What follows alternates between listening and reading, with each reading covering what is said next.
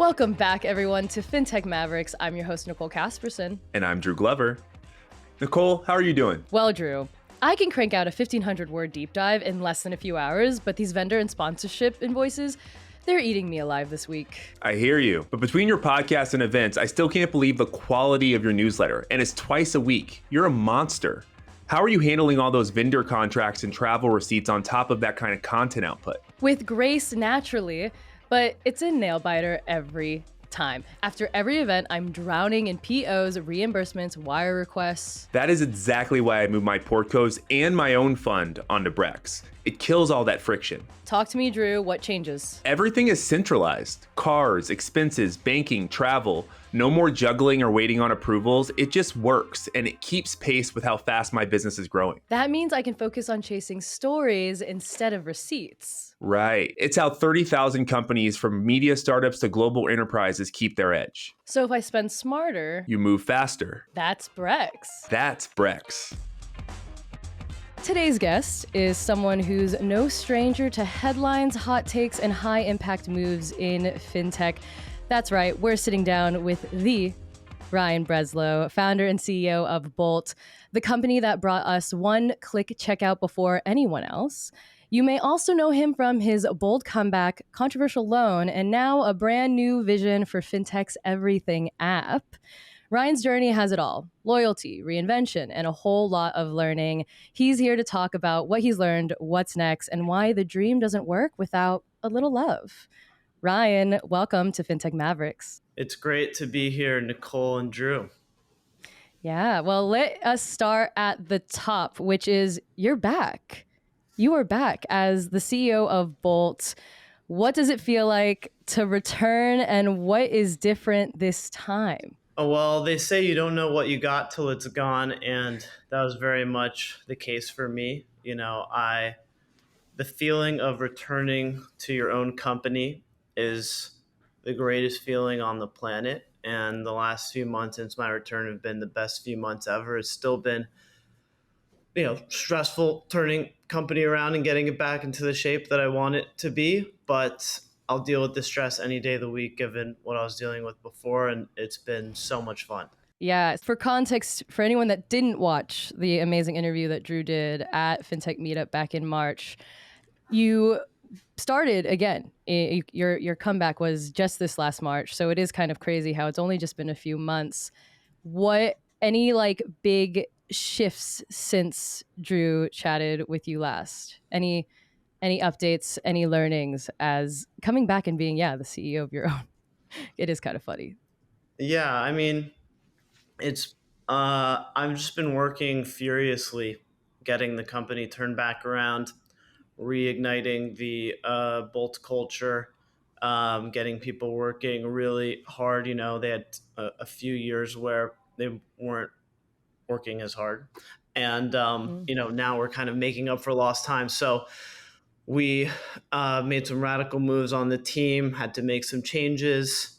We wanted to get 7 or 8 key products out the door, from Bolt Charge, which was our subscriptions platform, to Bolt Connect, which just launched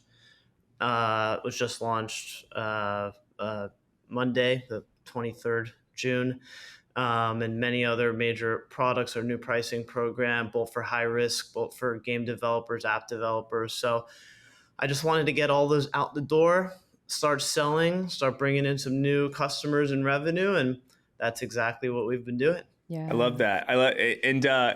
Ryan, I've been following you religiously on LinkedIn, and I did see there was one post. I think it was 30 days or 60 days, but basically when you took over as CEO, your comeback, you made a kind of promise to the team, hey, we're going to wait like 30 or 45 days before I really jump in and start making a move. I want to be able to sit back and really just act as a spectator of like what's currently going on before I jump in and just start, wielding the responsibilities of a CEO. So I'm curious from your perspective, one, correct me on how long that was, but two is what was that process like of jumping back in as a CEO, seeing what was currently going on, the state of the business, and being patient before you jump in and start making decisions? Mm-hmm. Yeah, I mean, when you get back into a company, that I have been operating for about 3 years, it's hard to get a real clear picture of what's going on, and I didn't want to come in with brute force and start making decisions before I had a real clear assessment. So I gave the team 60 days. Basically, everybody had a completely and totally fair shot to put their best foot forward and give me their best work and get to know me. And then, after 60 days we had to, naturally, not everybody was aligned and perfect fits for going forward. And we're a startup. We're not a big corporation. We don't have massive budgets, and so we just had to keep kind of the A plus plus players. Not that the players we parted ways with weren't A plus. They may be A plus at another company.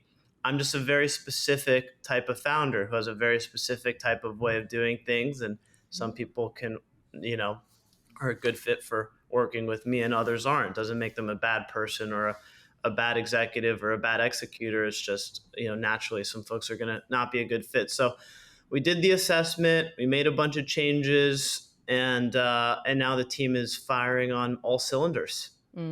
Really cool. And I am curious, from when you were at Bolt till now, there's a lot that's changed in terms of just the ability to scale leaner, right? It's a very different market. So I'm also just curious how you kind of see the path of scaling, and does that still mean, hundreds of employees? Like, how are you optimizing the business now in the current market of technology? We are definitely staying as lean and mean as possible. Everyone's got to be operating at 100% capacity. We're taking a very much a startup mindset. So as lean as possible. We're about 140 people between our super app, our financial products for consumers, our crypto products for consumers, all of those banking partnerships, recurring subscriptions, marketplace payout, all of our payment processing, our checkout business. We found it hard pressed to go below 140. But we're right at that kind of sweet spot of maximum leanness, and we'll slowly scale up from there. We are using AI to the maximum extent possible across the teams, engineers, etc., and just executing. Yeah, I kind of want to jump in a little bit into you talking about being like a founder with a very specific way of wanting to work, and having to have the right people around you for that. I feel that entirely, right? I'm the founder of a media company. I'm very creative. I have a very specific vision for how I want things to look, for how I want things cut. Like, I spent hours the other day just like cutting a highlight clip and wanting just the right quotes and the right story. Like, I totally understand that. For you, what does that look like? Like, what is working with you? Like, what's your ideal team like? We've had so many people on this show be like, I should have fired people sooner. Or I should have like changed the team around me sooner so that I could have like operated as the best CEO possible. I feel that too as like a new CEO. So what is like working with you like? Because I know we're all a little crazy. Like, I know I'm crazy a little bit. So I am too. Yeah.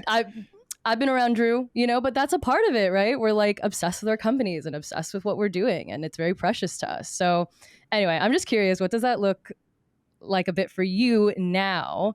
And I mean, if it has changed at all since your break. Yeah, I mean, we've gone through a lot of cultural experiments at Bolt. We did conscious culture, 4-day work week. Those are, we have some elements of conscious culture left. We don't do 4-day work week. We are in kind of hardcore execution mode where, we see ourselves as David versus Goliath. So we've got some very big incumbents that we're trying to take market share from. And so the key word I really focus on is being all in. You've got to be all in. You've got to be moving the needle on a daily basis. You've got to get back to me, the same day, right? If something can be shipped this week versus next week, it's got to be shipped this week, right? If I say, hey, we need to work this weekend, right? Not every weekend. We're not working every weekend and every night, but there's some sprints where we need to go nights and weekends, and you've got to be all in.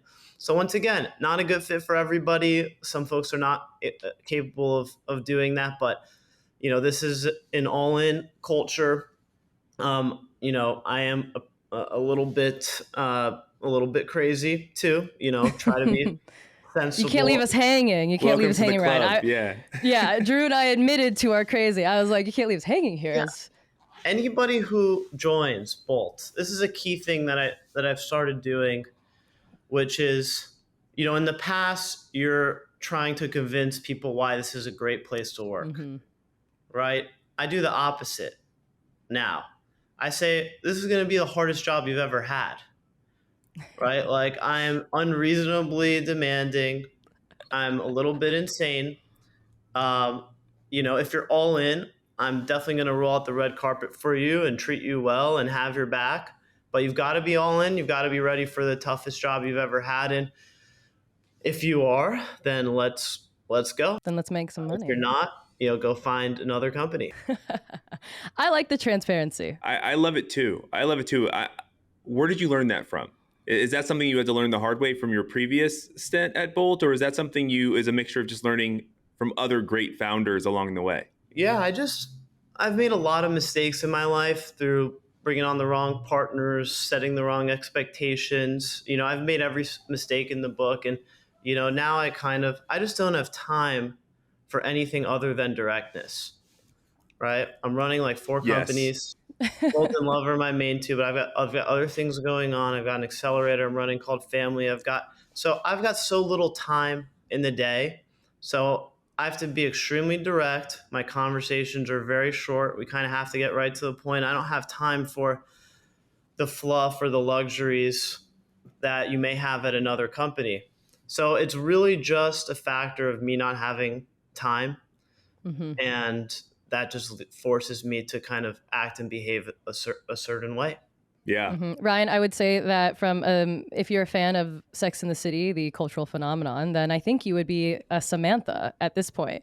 There's like a famous, if you've ever seen the shows from my girlies out there listening, like there's a quote where Samantha Jones says almost exactly what you said, which is like, I'm demanding and I'm pushy and I have these times like where I'm going to want exactly what I need. And I do think we could normalize some of that a little bit more, right? Like, I think that for me is sometimes I feel like I keep bringing up like pop culture references, but I feel like sometimes that Kim K quote of where she's like, why doesn't anyone else want to work anymore? And where I feel like I'm just getting started. But like, you do have to find people that are just down for that. And that's one of the hardest parts. One of the best pieces of founder advice I ever received was just making sure you have believers, like true believers in what you're doing right by your side, right next to you, because anything else can really, for lack of better, fuck you up, like really mess up everything. Yeah. If you don't believe in what we're doing, why are you here?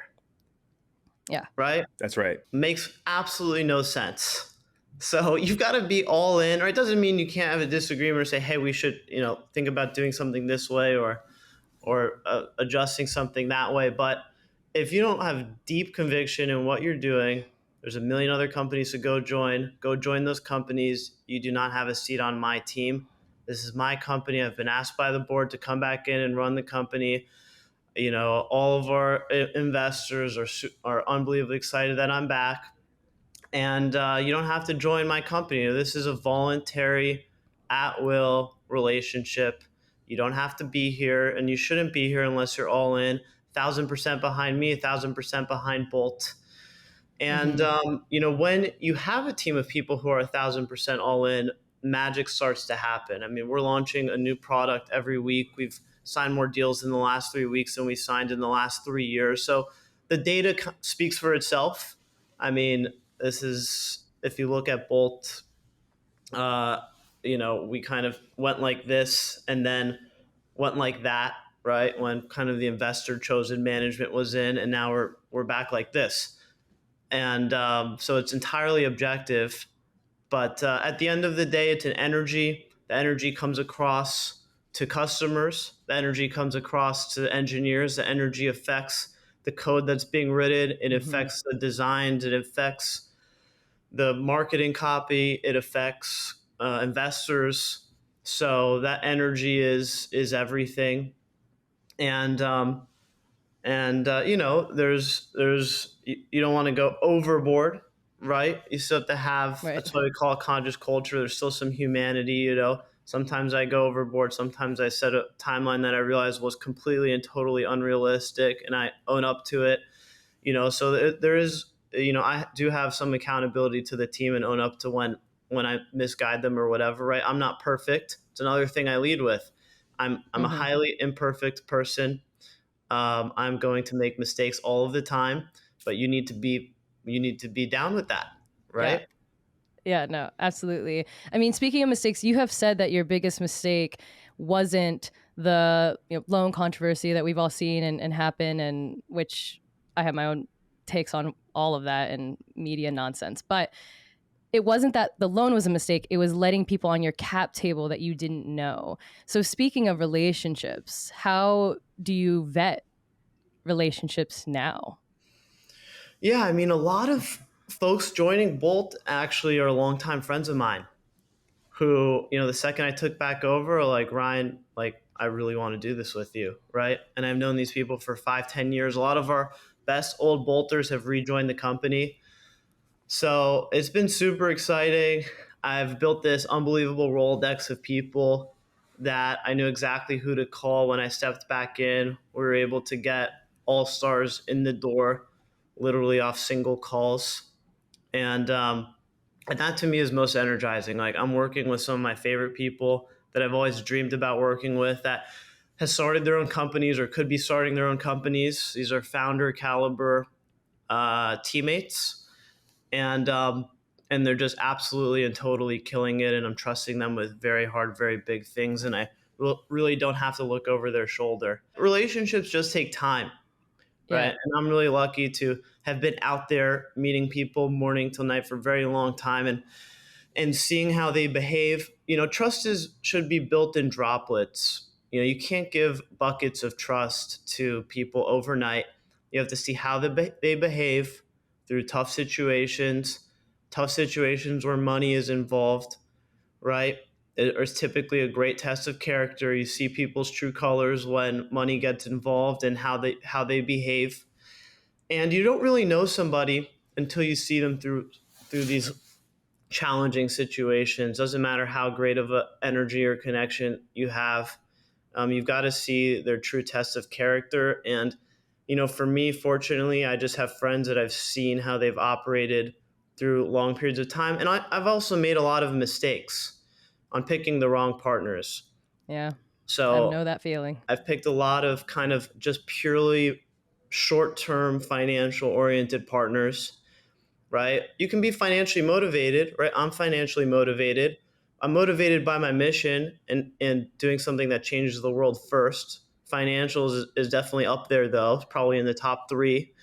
I'm honest about that, but it's not number one, right? I'm not a purely financial guy. I've given up a lot of financial opportunities. Certain investors uh, that I had different spats with, right? Said, Ryan, let me take over the board, right? Go do your other things. Here's 30 million. Then it went up to 40 million. Then it went up to 50 million. And I was getting crushed in court and crushed, financially. And that 50 million check would have been nice, but that's not what's in it for me, right? I want to build a completely and totally world-changing business. I love building companies. I don't know what else I'd do with my time if I wasn't building companies, right? I built Bolt. I spent my entire 20s on Bolt. I Yeah. started the company when I was 19. I was even working on similar ideas when I was 18. So I spent morning till night. All I did was, for most of my 20s, I woke up, worked on Bolt, and I went to bed, right? On the weekends, I'd go hang out with my friends for a little bit, right? Then it's back to the office, working on Bolt morning till night. So if you're going to try to take something from me that, I've invested my entire 20s in, I'm not going to give it up. Hmm. It's going to be, it's going to be all out. And I'm going to use everything in my power to make sure you don't win. I love that. And that's that. Yeah, And that's then it. Was That's that right? If I'm joining your company as an investor, yeah. right, I'm going to respect your turf. right? I'm not going to try to just take it over, right? This is, you're joining my company that I've built from nothing. And, I've invested my entire most important years of my life into. And I want to invest the next decades of my life into because I know exactly what we need to do, right? And I was the first one to support bringing in another CEO, right? The CEO we brought in, I was supportive. I'm like, I'll take a little time off. So it was voluntary at first, but when the sales start to not come in and the products don't get launched, and you start to see the business go poorly, right? Then at some point I was like, all right, we've got to, uh, you know, turn this back around. Yeah. Yeah. Your sweat equity, your energy, and most importantly, time, because obviously you had to surf a lot of different waves from the age of 19 through all the different pieces that started. Obviously, like and to Nicole's point, I've started my company 6.5 years ago, and I live and breathe that shit, and I will forever. And it's mine, right? So everything you just said, like Yeah. 100% in alignment with. One thing I want to just kind of switch topics for 1 second is, you are the CEO of Bolt, but you are an entrepreneur at heart, and you have other businesses that you've gotten off the ground. And just taking a look at them from an outsider looking in, it looks like a lot of them very much have a direct line and connection to Bolt in terms of, them all being interconnected in some way. But I'm curious, and I'm a big believer in this, of as a CEO that's been in it for a long time and you're an entrepreneur, there's these other things that are going to pull you in different directions, and you should never feel like a prisoner in your own business. And so I'm curious, from your perspective, how have you been able to kind of navigate both being the CEO of this incredible business that's on this like new trajectory, while also being able to maintain some of these other projects you're working on? It was certainly a learning curve. In the beginning, when I started these other initiatives, I'm like, oh, I've already built a company. It's going to be easy. And what you quickly learn is it's just as hard the second and third time around, right? No company is easy. If someone's figured out how to make it easy to start companies, I'd love to learn from them, but I certainly haven't figured out that secret. Good startup idea right there. Love was 100 times harder to build than I expected. Family, which is my accelerator, was 100 times harder to build than I expected. And, everything is just hard in company building, right? Yeah. And you have to be really committed. There's many other projects that didn't make it to light of day that I had to shut down or decommission. I even started a nonprofit. It was so hard to run and get the nonprofit model right or whatever. I had to put that on pause. Hopefully I'll restart it at some point soon. But there's a bunch of things I had to shelf or put on pause or outright end. So, ultimately it tests your willpower. And, I'm very lucky that Bolt and Love are very complementary. Yeah. Because Bolt is kind of the Amazon Web Services or payments web services, checkout web services, right? And Love is the Amazon, right? So Bolt is powering Love end to end. Yep. Right? Bolt is basically making it possible so anybody can build their own Amazon, and Love is the gold standard implementation. So we're rolling out all of Bolt's new features into Love. Love store credits are layered into the rewards program with Bolt's new super app offering, which saves Bolt a lot of money. So they're actually perfect complements. I feel like that makes it 10 times easier. Yep. Family, which is my accelerator, which is a personalized high-touch accelerator. We've done only 8 companies. We're not going to do any more. And this was actually just a business model that fit into the way I operate, which is I've got friends who want me in their company that I love, that I think are going to kill it. And I come in as, a super advisor or minority co-founder where I invest a bit and I take a meaningful advisor stake and I spend a lot of time with them. And I'm going to do that anyway. So family fit into, what I'm going to do anyway, right? It took a lot of time to kind of raise the capital for the fund and then figure out the structuring. Now we've got it a bit down to a science and a system. So it was harder, much harder than I thought. But now that we've got the model right, it fits into what I love doing anyway. Yeah. That's awesome. And I'll just quickly say, there's these companies that that I advise, there's a lot of time that I spent doing things, but it sounds like, which I think is really, really what I like about the family incubator is this is time you be spending with your friends and people you believe in no matter what. You've just done a really great Mm. job at structuring a model that fits your lifestyle to make it so it not only benefits you, but it also is a model that benefits the people you're advising even more so. So I do like the fact that you've like structured it in a way of this is time I'm spending anyway. So let's make Mhm. it so we're getting the most out of it for all parties included. Yeah, that's exactly right. A lot of founders have come to me and said, "How do I become a part?" And this is my family. This is not a fund that's making just financial bets, right? These are founders that I've known on average for 3 years, right? Who I've seen Mhm. their resilience. I believe in them deeply as a person. I love hanging out with them, right? These are the people that I hang out with as Yep. friends, right? They're literally my family. Um, and so I've got to love their business, love them as a person, love hanging out with them, right? I've had to have seen them execute. Their business model has to be something I deeply believe in, and it has to be one where I can add value. If you're doing some deep tech science project, I'm probably not going to be able to add value. But we invested in an unbelievable events company called Rasa, which I think is going to be the next Live Nation. My Awesome. Rolodex has been hugely helpful to them. We have another company called Plan A, which is a male contraceptive, which my Rolodex has been very helpful to, and many others. So if I can't be helpful, then I'm asking for extra equity on top of my investment.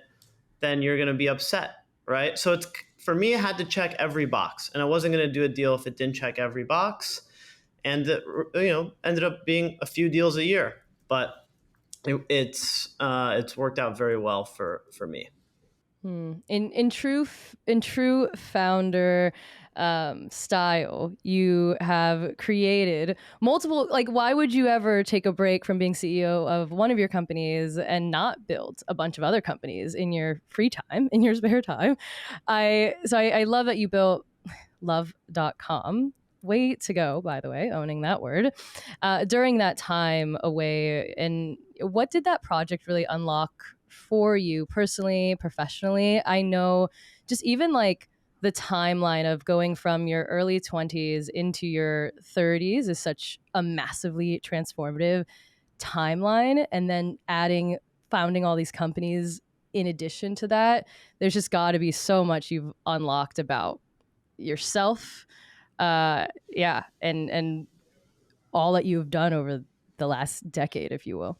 Yeah, I mean, the last 3 years were the most challenging 3 years of my life. Building Bolt up until then was immensely challenging. Just when I thought it couldn't get any more challenging, um, the last 3 years happened, and it's been an unbelievable experience in terms of learnings. Never want to go through it again, but wouldn't trade it for the world. Yeah. Learned a ton about choosing the right partners, how to partner. I'm CEO of obviously two of my really own companies that I own and operate, Bolt and Love. I have also have Work HQ, where I have another co-founder there, Noah Friedman, who's a CEO, where I'm more of a chairman, but still deeply involved, but not CEO, and figured out how to make that partnership really hum. And then family, where I'm kind of a minority backseat partner, and so I figured out all these models, right? But it took a lot of trial, a lot of error, a lot of relationship building. And for all the ones that are successful, there's some that went south, there's some that didn't work out well, there's some that resulted in conflict. So there's a lot of trial and error. I've learned that really Bolt and Love are the companies that I want to operate for the long haul. Right, my focus in life is simple. It's Bolt and Love. I'm working on those morning till night. I help Noah Work HQ with my Rolodex and kind of strategic surgical strikes. Same with the family companies. And I've got a good system now. I really love what I've built. I'm not looking to take on more, right? I've got my hands plenty full. And and I found the right balance. I love it. Yeah, no, that's nice. That's nice. Let's talk about Bolt. Yeah, let's do it. I want to talk more about Bolt. Great. Do it, Drew. Yeah, so over the last 3 weeks, you've closed more deals that you have in the last 3 years, and obviously there's a ton of different like moves that have been made there. I'm seeing everything from partnering up with Palantir and Alex Karp to do one-click checkout, building that with an incredible partner. But I'm just feeling like you guys are moving at light speed right now, and you aren't just building at light speed, but you're closing really large partnerships and deals at light speed. And so would love to just get a little bit, get a sense from you of like, what's pushing you guys to kind of hit this level of momentum at this moment in time? I have just told the team, we are in the business of sales and closing deals, right? We're not here to have conversations. We're not here to wine and dine. If somebody's on a call with you and you're a Bolt representative, they're expecting to be sold, right? So you should go and sell and explain to them all the reasons why they should use Bolt and implement Bolt immediately. And so, we're in pure business mode. I was personally responsible for the Palantir deal. I told the team, it was Justin Grooms, our president, who had the initial idea of Checkout 2.0. So all credit to him. Justin's a beast. I said, Justin, we're going to make this happen. I had a lot of contacts at Palantir that I started to reconnect with, and we're like, this is the perfect partner. We decided we're going to get the deal done. We got the deal done. We got the support of Alex Karp, who's their CEO, who's very excited about it. A lot of his direct reports are very excited about it. I think this is one of the most exciting deals internally to them that they've done. Obviously, they have monster customers. I was on stage next to HIG and Hertz and AIG not HIG, Citi, Hertz, AIG, and many other Fortune 500s doing their keynote, one of the 7 keynotes at their AIP Con. So that's a huge deal for us. But even, on top of Palantir and aside from Palantir, we're launching so many major product lines. We have so much momentum. And we've just made Bolt easy for customers to say yes to. We've removed contract lock-ins. People hate contract lock-ins with payment processors. We removed extra added fees on top of interchange. People hate added fees on top of interchange. We have made it entirely self-service, right? So we used to have to go to a sales rep to get a Bolt installed. We made it 100% self-service. So we have people coming through the door through self-service every day that we don't even have to touch. We standardized our pricing. So now there's no negotiation. The only negotiation is how much are you paying for implementation or support or some other slightly custom terms, but we basically don't negotiate on our pricing anymore. So we've streamlined the whole operation, soup to nuts. Bolt is known for removing friction from a very hard flow, which is the checkout flow. And we've decided to remove friction from our entire organization, our entire sales process, our entire onboarding process.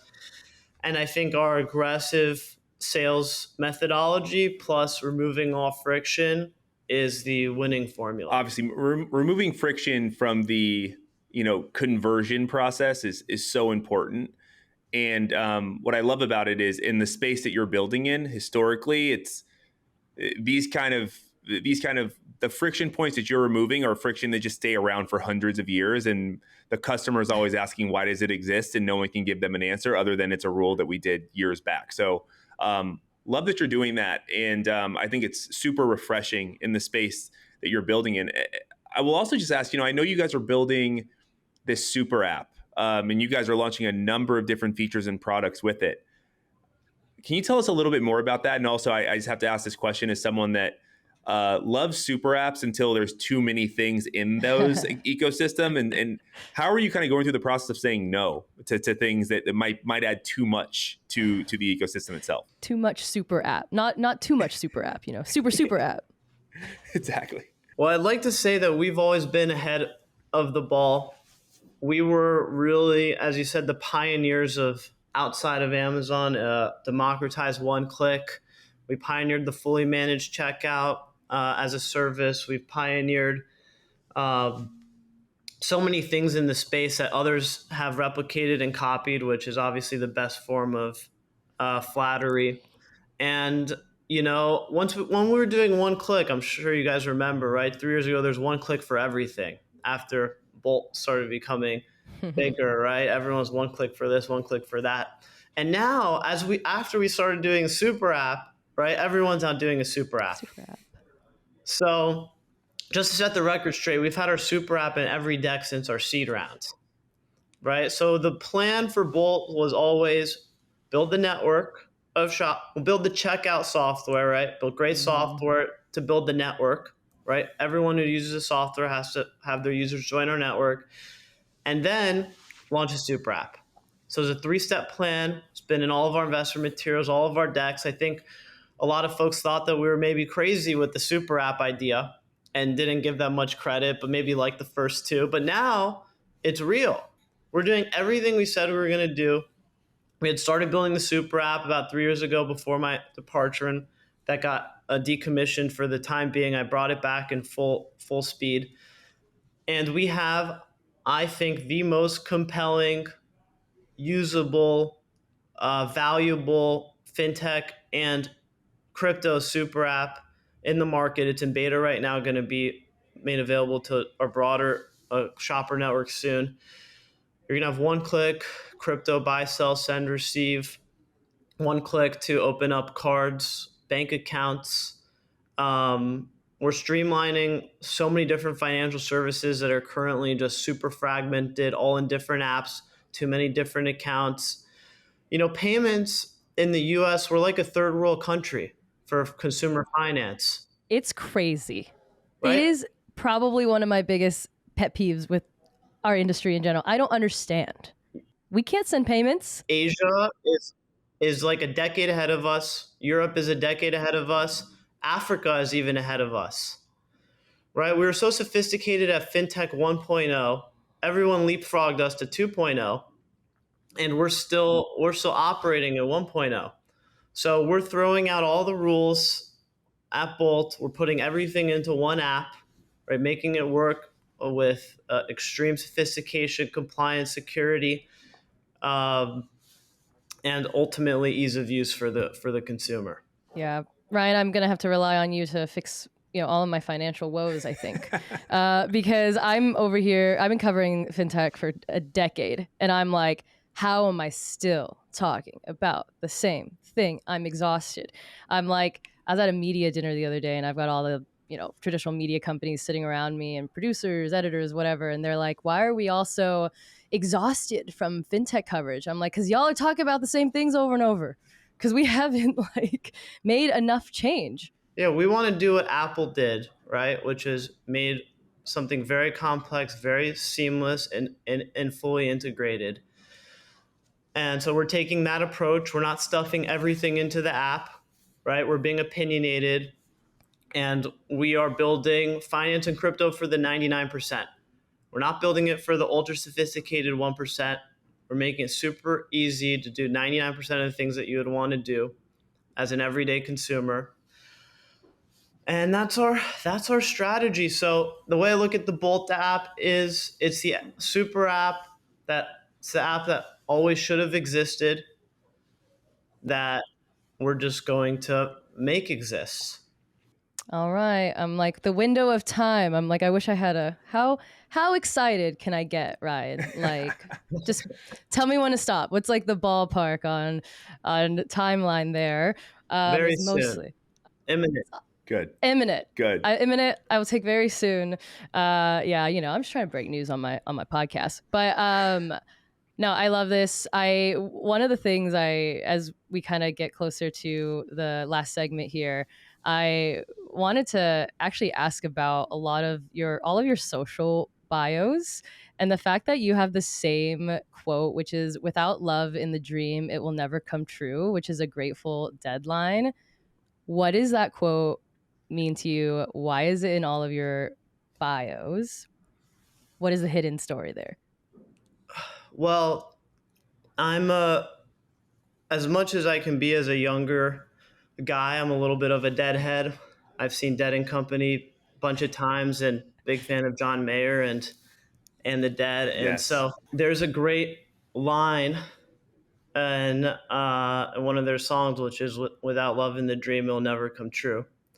And I think the song is "Help on the Way," and that song really hit me deep when I was going through my kind of darker hours, and I listened to that song a lot, and that line just really stood out to me, and I realized it was very relevant to me because I don't think I could get Bolt to work without love. Yeah. And it all started to click. And I don't think I could get love to work without Bolt. And so it may not be obvious to folks now, but love is absolutely mission critical to Bolt's success, as is Bolt to Love's success. I think it's going to become more obvious over time. But I realized that without love in the dream, it will never come true. And that's the way I approach business too. I can't work on a business that I don't love, where I don't love its mission. Bolt, our mission is to democratize commerce. I grew up with most of my family being small business owners. Small business owners are getting crushed by Goliath, right? By Amazons and Walmarts of the world. And they can't compete. So we're democratizing commerce at Bolt. We're giving you the same unit economics on payments that they're getting. We're giving you all the wallets that they have, right? People keep going back to their site because they already have a wallet. We're giving you the wallets. We're giving you the AI and personalization that only they can afford. Now it's going to be democratized to everyone else, right? For consumers, we're democratizing all these financial and crypto tools to make it super easy for the 99%. So I love democratizing things. I think business is way too tough in the modern age. It's like eating glass 24/7 to start a business, and it shouldn't have to be that way. There are unfair systemic advantages that the biggest companies in the world have that keep others down. So I believe through Bolt and Love, we can fundamentally shift and level the playing field for business. That is my number one mission in life. And so that goes back to without love in the dream. I love founders. I wrote my fundraising book, my recruiting book, which were labors of love. It wasn't to be an author. It was just to get the knowledge out there, right? I take calls with founders all day who are going through tough situations, right? I love helping founders. Other founders of growth stage companies I know don't love that, right? They just want to build their company. I love helping founders. I love the founders and family. So everything I do has love in it. And so that quote on many dimensions is just very important to me. Oh, that was really So nice. good. So good. So I know. I'm like, you should just, maybe you should just take over the world. Okay, great. And inject that mentality. Everyone should be a deadhead, apparently. If we could all think, and a John Mayer fan. Yeah, and a John Mayer fan. If we could all think a little bit more like you, Yes. Ryan, especially the big people that are taking over everything. But we're gonna change that and reframe that whole thing with everything you're doing. All right. Well, with the last few minutes here, we love to close the show with rapid fire questions, Ryan. So I'm gonna ask the first 5. Drew's gonna ask the next 5. They are basically quick questions. First thing that comes to mind. It can be personal. It can be business. Whatever comes to you. Okay, amazing. Question 1. What is the first app you check when you wake up? Unfortunately, probably Slack and email. Honestly, mine's Gmail as well. What's Same. what is one micro habit that makes you feel your best all day long? Drink lots of water. That's the one. Cheers. There it is. Yeah, there it is. Okay. One of the best pieces of founder advice I ever received was a founder of mine. I was sick. And she's like, how are you sick? And I'm like, because it just happens. And she's like, you need 2 of these a day. You're a founder. A day? That's what she said. I need 2,000 milligrams of vitamin C, D, zinc. Anyway, so now I do that. They are not a sponsor. But they are not a sponsor. So just blurt this out. Okay. I also pace when I talk. You what? I average like 12,000 steps a day, and I don't even leave my room. That's incredible. Oh, Are you yeah. standing right now? Are you standing as I'm we're not recording standing this? right now, Oh, but okay. You're for my giving standing. You're giving standing goal. energy. All right. What is a quote that lives rent free in your head? I don't know if you believe in God or the universe or whatever, but I believe you try your best, and the universe takes care of the rest. So I kind of give it my all each and every day, and I believe that everything else works itself out. So that's I'm just here to get up to bat and give it my best, and the best batters bat like 300, right? So we're not everything's gonna hit, and that's totally okay with me. Yep. I love it. All right. A founder superpower no one talks about, but you swear by. I mean, this is kind of cliche, and similar to the last one, but you just got to keep going, right? Just one step at a time, and you can kind of just never get beaten down, and that's it. Relentlessness. Amen. Love it. Amen. Amen. All right, Drew, jump in. Best book you've read this year that's not about business. This is really funny, actually. There is this book called The Relentless Elimination of Hurry. Ooh. And that was a really impactful book. I gave my team 2 books to read, which was that, and then a business book, Amp It Up by Frank Slootman. And I was at one of my business partners' homes the other day, and I realized the 2 books I gave him were The Relentless Elimination of Hurry and then Amp It Up. Amp up. They're right next to each other. And I was like, yeah, It's called You're balance. That It's means called they were balance, impactful. right? That means Yeah. they were Yeah, impactful. yeah. You got to meet in the middle. Meet in the middle. Yeah, exactly. There's connectivity there. Love that. Love that. Hardest part of the 60-day wait period that you gave yourself before jumping in? it was really waiting on. I think I gave some folks too much belief or too many chances. Really wanted to believe in them. Really wanted to see them execute on certain things, and certain things just were not getting out the door. And it was literally like I was banging my head against the wall every single day. I mean, it was a super intense 60 days. Yeah. So I probably should have made it at 30 days. But you live and you learn. Yeah. All right. One last question here. What song is on your playlist, like the number one song when you're in just like full deal mode? I mean, I definitely have live Grateful Dead albums going pretty, all day. The great thing about the Dead is you never listen to the same song twice, because Right. there's no real recorded versions. There are some, but so that's kind of my default. I have a very wide taste in music.